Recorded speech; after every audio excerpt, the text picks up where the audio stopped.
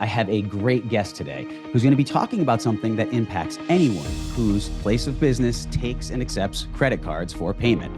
And that is how to save you money by lowering those annoying and costly credit card processing fees. What percentage of your credit card transactions do you lose to fees each month? We can leverage our knowledge of credit card processing to help businesses reduce their fees without the hassle of having to change who they were using. There's interchange fees, there's assessment fees, there's markup costs, and then all of that combined, there's also different pricing structures within credit card processing. There's about 6 of them. Some are good, some are terrible. And you think that you're signing that addendum, that they're gonna lock your pricing in that you negotiated for you for that amount of time. Yep. And it couldn't be it's the furthest thing from the truth. Even when we get your rates down, you have our team looking at your rates monthly to ensure that those rates stay in place. In the industry, they call it being a stickier account.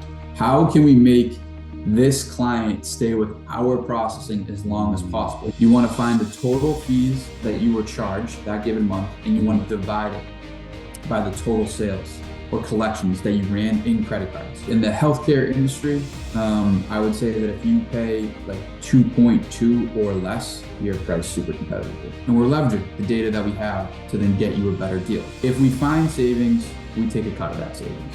That's how it works. Selfishly, I want to save you as much as I can. Because that's how we're compensated. We help your team become PCI compliant with how you're basically storing and accepting credit cards. To your point, I would be willing to bet that 7 out of 10 doctors, when they go after hearing this to look at their statement, they're also charged a monthly fee that's called auto enrollment. So you had the markup, the interchange rates, and then a padded rates on top of interchange that we were able to identify. And that alone just created 0.5% in cost savings. About how much do you think in the end that you're going to save them in a year? It was significant, probably like over 75 grand in savings for that specific account. We're talking real money here. I would say the average, and I actually have these numbers, is $1,100 per month. Per month, that's okay. That they would get to take. There you go. It's almost like 13 grand in savings per year. Yep. Even if you want to move forward and we move forward and we can't get the job done, you owe us nothing. So at the very least, it becomes more of a waste of our time than yours.